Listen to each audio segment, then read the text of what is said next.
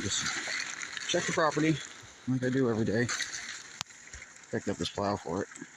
We'll be attaching that in the future before the snow hits the ground anyway. Probably gonna have to make some custom brackets, but we'll talk about that in a later video. This is my 1992 Suzuki King Quad 300 that I've been working on restoring and using as I restore. It's not the prettiest machine, but mechanically she is now sound. I put a lot of work into it, like it still needs a little bit more, but I got the valve last adjusted, new speedometer cable, new choke cable, choke system rebuilt, carburetor clean, wheel bearings in the front. There's more, but we'll talk about that after. And yeah, so let's just get to starting this up and we'll go do a round. Now that I put all the work into her, she should start first pull with the choke on and idle no problem. Okay. Before it wouldn't idle at all, it would just stall right out. You had to keep your finger on the throttle, thumb on the throttle. You couldn't start it without your thumb on the throttle. And then after you got it started, you had to keep your thumb on the throttle or it would stall every single time. It got very annoying. And come to find out, yeah, the choke was stuck on.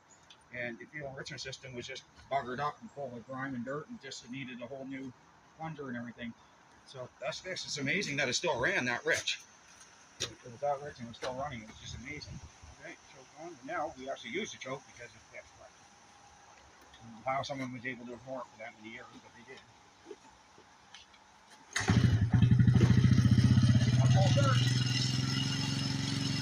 Nice high rev when the choke is on. This is exactly the way you want it to run when the choke's on, I guess. So I just give it a second with the choke on like that, running higher rev. Of course, shut the choke off, let it warm up a little bit. Obviously, the colder the weather, the longer you run it on the choke. Had to replace the speedometer cable. Our speedometer does now work again.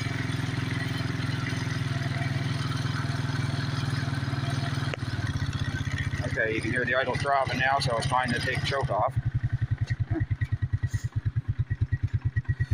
Now, I didn't have the adjusting tool to adjust the air-fuel ratio idle circuit while the bike was running, or the idle, because the cable's broken on it, so I had to actually reach in there. I had to actually do everything with the carburetor, disconnect it, adjust it, reconnect it, and then take it off and adjust it, and then reconnect it till I got it close, and then I knew, okay, it's still a little lean, but it'll richen up when I reconnect the air filter and all that. Somehow I got it perfect that way. But anyway, let's get going.